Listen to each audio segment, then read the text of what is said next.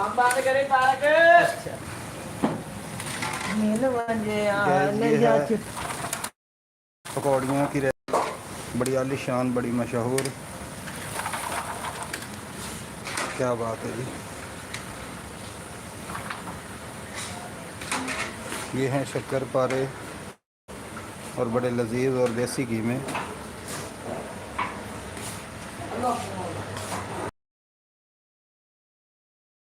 चक्को जी अपना अपना टॉप जिन्हें चाय पीनी है जी चाय पीनी ਇਹ ਹੈਗਾ ਜੀ ਡੋਗਰ चाय पियो।